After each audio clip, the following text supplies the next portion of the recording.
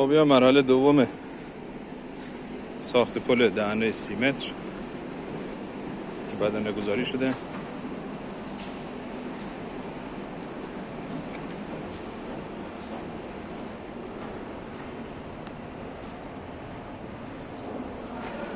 سفن را کامل جوش میخوره.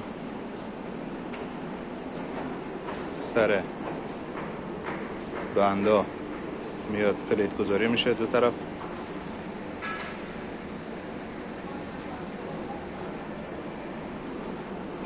هرچی ما سربند داریم جوشای نفوذی از بیرون نفوذی میخوره و داخل پلیت گذاری میشه.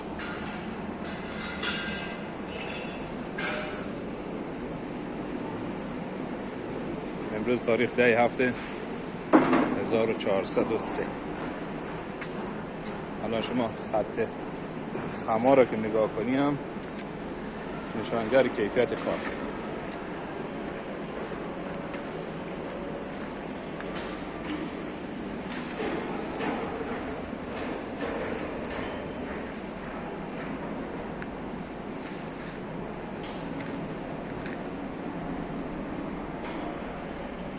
امروز انشالله میره برای جوش تکمیلی. 5مین جرثقیل توی سالن بزرگ.